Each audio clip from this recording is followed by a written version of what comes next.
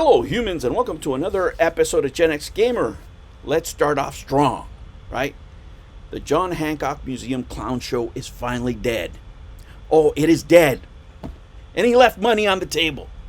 I would have done it completely different. I would have sold the whole thing in one shot. Give me my $1 million. And to all of you, right, who came to the channel when I was criticizing him back in the day for the museum being a bad idea, how does it taste? I told you it was never going to happen. I told you it should have never happened. The idea was stupid from the beginning. Huh? What do you say now? Huh? What do you say now? Where's your museum? Huh? Where is it? Guys, when I started talking about it, I was like, this is just dumb. Right? It's just dumb. Even if you could do it, you shouldn't do it. Right? Because it makes no sense to have $1 million asset, $1 million worth of video games, and what are you going to do? Make something that's going to lose you money. The proposition from the beginning was idiotic. A man who's been a teacher is going to go on a business venture of this size and try to complete it successfully. No, it's going to end up badly. Even if he does it, it's going to end up a clown show, and he's not going to be able to do it because it takes a lot of resources, it takes a lot of expertise in order to do something like that. It's just not, I'm going to rent a warehouse and I'm going to put video games in there and people just going to stop by.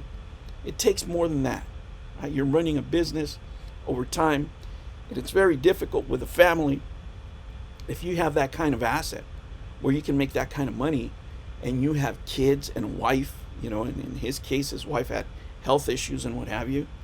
The only thing you can do is sell, right? Even when I was saying for him to sell way back in the day, he only had the kids, and I was like, just pay off your house and, have your kids go to college taken care of forever, and leave a nice little nest egg, create some generational wealth, put it in bonds, put it in the stock market, but if you're going to give it away to a museum, it's not even a close choice. And that was always the way it was going to turn out. Now, let me say this. He did sell, 60% of it to one of the most evilest companies. He's trying to massage it. You tried, John. It doesn't matter. To me, you didn't get enough money. You left money on the table. But regardless, he sells it to one company that has closed so many studios, right? When it comes to corporate greed. Embracer, chef's kiss of corporate greed. Oh man, they've done so much damage themselves. But I like what they're doing. Oh yeah, sure. I like what anybody's doing. Now, guys, when I try to put a value to this, and I ran it through a couple of AIs, from his public statements and what's been made public, this collection sits around just a little bit more than $1 million, right? If it was me, I would have put it right up there, on auction, or because I want to get that million, right? Or do a private sale, start with a private sale, because there's like 100 Saudi princes out there that want to buy this and other stuff. I think he was trying to say, well, I donated 40% of it and I sold 60% of it. It doesn't matter. It's been over a decade of the clown show, of taking in these donations and what have you, even though he's done 90% of it. Sure, whatever.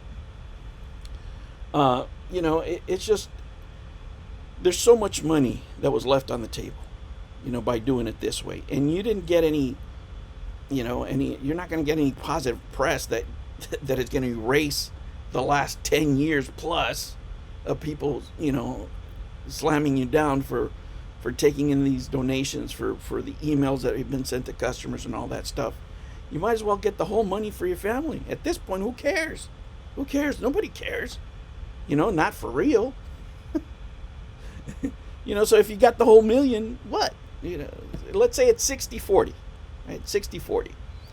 So that would put it like around 600,000. So at least if he didn't get $500,000 for what he sold to Embracer, I would be surprised.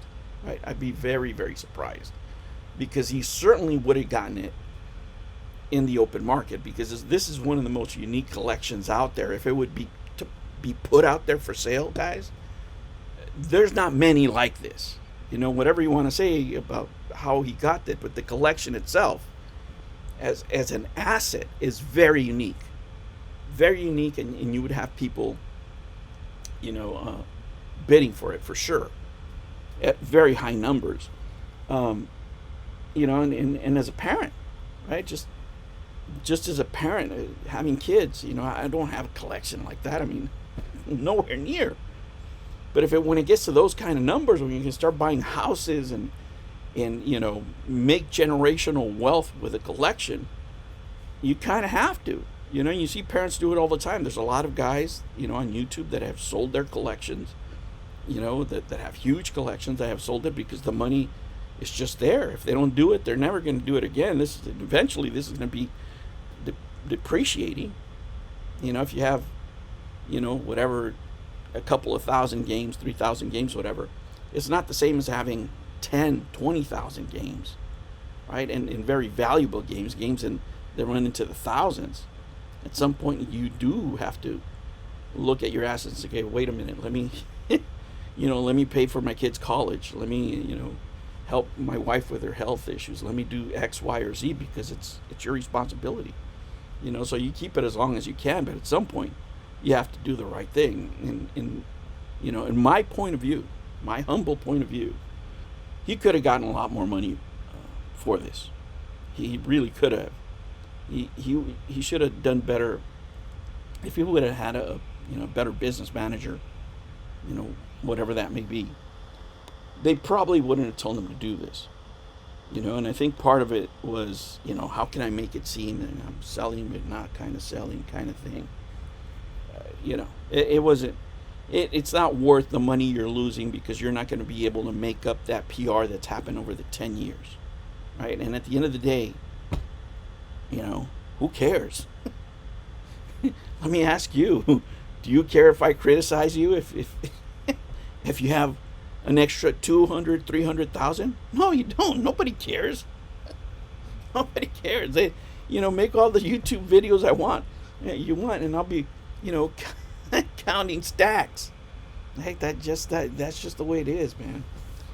Well, at least this clown show of this terrible idea of a museum is over. Finally over. And to those of you who were defending it, that were like, huh? How does it taste now? Huh? How does it taste? Right up your cornhole. All right, humans, thank you so much. Hey, if you want to join the channel, get some previews right here, 99 cents. You want to pick a topic, go through Kofi. I'll catch you on the next one. Take care.